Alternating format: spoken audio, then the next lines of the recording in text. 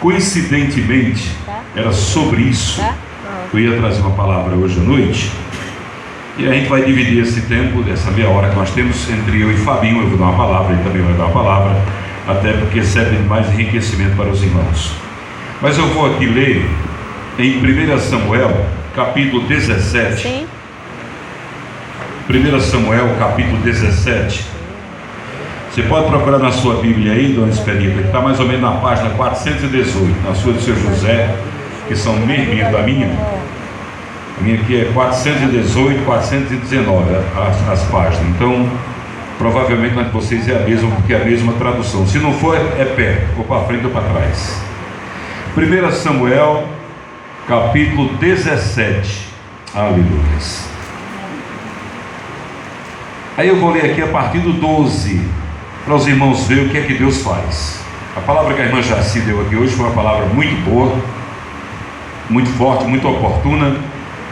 E diz assim, Josué 17, 1 Samuel 17, capítulo 12, aliás, capítulo 17, a partir do versículo 12. 1 Samuel, capítulo 17, a partir do versículo 12. E diz assim: E Davi era filho de um homem efrateu de Belém, que era da tribo de Efraim, de Belém de Judá, cujo nome era Jessé, que tinha 8 filhos, e nos dias de Saul era este homem já velho e adiantado na idade entre os homens. Foram-se os 3 filhos mais velhos de Jessé e seguiram a Saul à guerra. E eram os nomes de seus filhos, de seus 3 filhos que foram à guerra: Eliabe, o primogênito, o segundo Abinadab e o terceiro Samar. E Davi era o menor, e os 3 maiores seguiram a Saul. Davi, porém, ia e voltava de Saul para apacentar as ovelhas de seu pai em Belém. Chegava-se, pois, o filisteu pela manhã e à tarde, e apresentou-se por 40 dias, e disse Jessé a Davi, seu filho: Toma, filho, peço-te, leva para teus irmãos um efa deste pão tostado e estes 10 pães, e corre e leva-os ao arraial a teus irmãos. Porém esses 10 queijos de leite leva ao chefe de 1000, e visitará teus irmãos, a ver se lhes vai bem, e tomarás o seu penhor. Até aqui, meus irmãos, eu vou explicar essa passagem. Davi aqui, ele já tinha sido ungido rei. Um capítulo antes, no capítulo 16, Samuel chega na casa de Jessé para ungir o rei. Deus diz: vai lá que eu vou mandar você escolher um rei. Só que quando Samuel chegou lá, Davi estava no campo com as ovelhas. Provavelmente todo mundo esperava. Você vê que lá diz assim: e eles chegaram. Quer dizer, Samuel era um profeta, era um juiz famoso, o homem mais famoso de Israel na época, mais famoso até do que o rei Saul, porque o povo respeitava muito os profetas, e especialmente os juízes. Então ele vinha, trazia a comitiva dele, aqueles que acompanhavam eles. Então eles chegaram. Então, quando Samuel foi lá, mandou avisar que ia lá ungir o rei da família de Jessé. Só que de manhã bem cedo, a Bíblia não conta, mas eu imagino.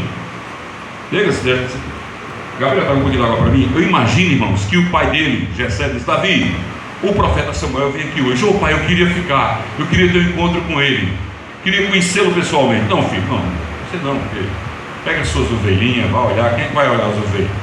Vá.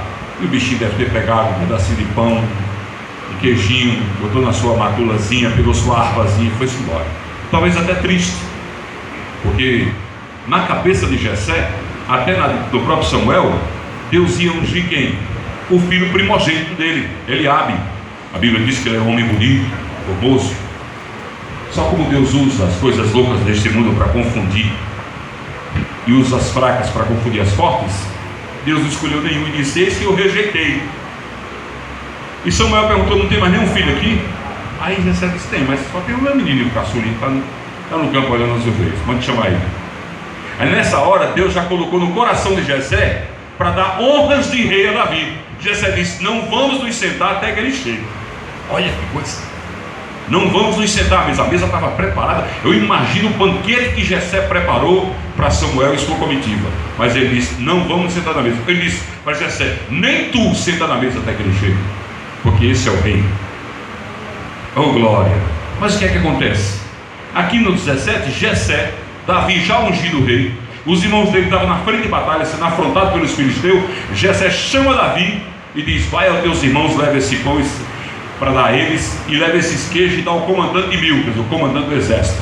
Dê a eles aqui, procura saber como estão teus irmãos. Jessé estava preocupado com os filhos no fronte de guerra e mandou Davi. Agora, por que Deus amava tanto Davi? Porque Davi era humilde. Naquele instante, Davi não disse: não, pai, que conversa é essa? Eu agora sou rei, mande outro. Eu não. Davi não, cumpriu o que o pai mandou. Pegou os pães tostados, os pães de asmo, pegou o queijinho, botou nas costas, montou no jumentinho e foi embora para o fronte de guerra. Só que nesse momento que Davi ia para lá, a Bíblia conta que quando Davi chegou lá, que os irmãos viram ele: o que tu está fazendo aqui, menino velho? Volta para tomar conta das ovelhas. Quem é você para vir para cá? E ele: o que está acontecendo aí? Ele queria ver quem é que estava afrontando o povo de Deus. Quem é? Sai daqui, rapaz. Mas eles esqueceram que Deus tinha ungido ele rei, que ele era o escolhido, o ungido de Deus, e esqueceram que Deus mandou ele para o fronte, para mostrar aos irmãos dele quem era o escolhido, que realmente Deus confirmava na vida dele que Deus era com ele. E naquele instante Davi foi ao encontro do grande conflito, irmãos. É tanto que na hora que Saul recebe a afirmação de que Davi ia enfrentar ele, Saul chegou para ele e disse: Davi, tu és uma criança, rapaz, um meninote velho, tu não dá conta não, esse homem é guerreiro desde que nasceu. A história conta, os historiadores, que a espada do filisteu pesava 9 quilos, você tem uma ideia.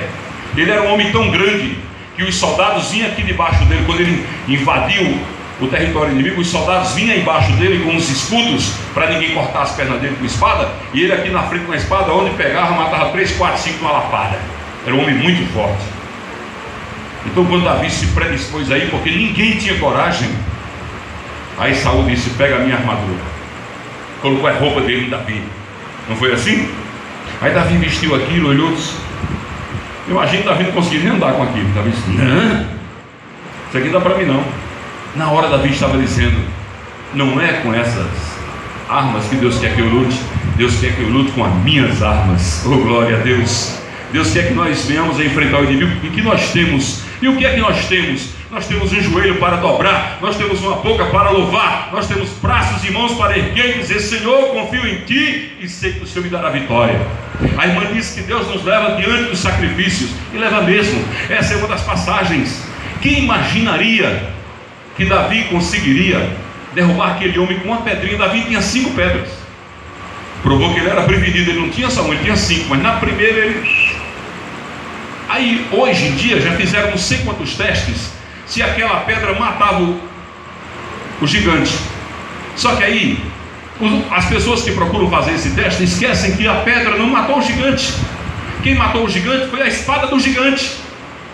Davi pegou a espada e decepou a cabeça dele. Ele caiu atordoado, como qualquer um de nós, se levar uma pancada na cabeça, perde o sentido e cai. E Davi pegou a espada e arrancou a cabeça dele. As armas que o inimigo prepara contra nós, Deus usa contra ele. Deus usa contra ele. A partir do momento que você se coloca na posição de ser beneficiado por Deus, aquilo que preparam para você, quem preparou cai no laço, cai na armadilha, porque Deus é com o seu povo. Glória a Deus, aleluia. Grande é o nome de Jesus. Essa passagem está aí, um confronto, Davi e o gigante. Deus mandou: vai lá, Davi, Jessé diz a teu filho para ir. E lá, na presença de todos que diz: vá para casa, menino velho, cuidar das ovelhas.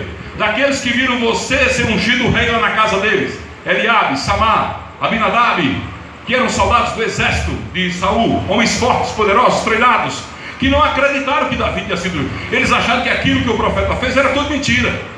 Eles saíram dali na certeza que Davi não era rei coisa nenhuma, o rei era Saul.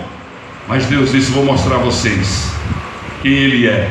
Ele vai derrotar um inimigo que Saul não tem coragem de enfrentar. Ele é uma criança, mas eu vou mostrar que eu estou na vida dele, e por eu estar na vida dele, ele vai derrotar aquele que afrontou todo o exército de Israel. Vou mostrar para vocês quem é Davi. Aleluia. E Davi saiu vencedor dessa batalha.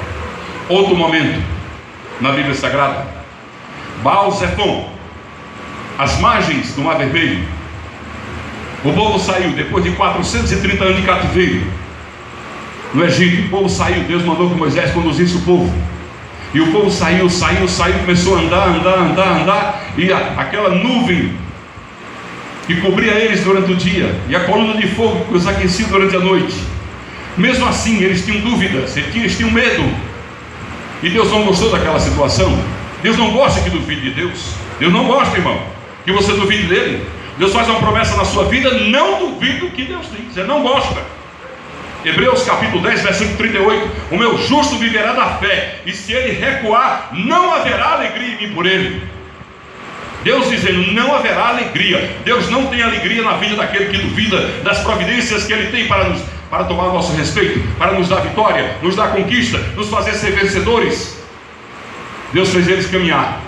Baal-Zephon era um lugar fechado, colunas de pedra. Eles entraram, chegaram num ponto, irmãos, que para trás estava o exército de Faraó, para frente o mar vermelho. Olhava de um lado, não tinha como eles subir, eram penhascos altíssimos, e eles ficaram impressos.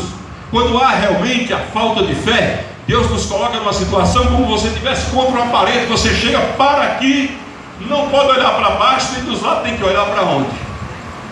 Para onde virá o teu socorro. Oh, glória a Deus. Foi isso que Deus fez. Colocou eles naquela situação, e eles começaram a se lastimar e a murmurar, dizer a Moisés: olha aí o exército de Faraó, vai nos matar aqui tudo. Moisés, você nos tirou do Egito para morrer aqui nesse deserto, porque não deixou nós lá ser escravo? E naquela hora Moisés olhou para eles e disse: olhe para os egípcios, porque esses que vocês veem agora nunca mais vocês verão. E Deus disse: vai, Moisés, o que é que tu tens? Senhor, eu só tenho esse cajado de madeira. Pois é com ele que tu vai abrir o mar vermelho. Deus quer usar o que você tem. É com esse cajado, Moisés, ordena e o mar se abrirá. Aleluia. A nossa boca, os nossos joelhos, o nosso louvor, a nossa gratidão a Deus derruba qualquer muralha, derrota qualquer inimigo, nos dá vitória em qualquer situação. É o que nos ensina a santa e poderosa palavra de Deus. Glória a Deus, aleluia. Nós, por sermos fracos, às vezes falhos, costumamos duvidar, mas Deus nos dá a vitória em qualquer situação, irmãos, porque Deus tem negócio com aqueles que o procuram. E vocês vieram aqui esta noite na casa de Deus, não vieram aqui para brincar, não, vieram aqui para buscar a Deus, para ouvir Deus dizer nessa pregação, na pregação da irmã Jaci, que Deus às vezes nos coloca diante de situações só para nos dar vitória e dizer: eu sou Deus na sua vida. Aleluia. E a tua vitória virá.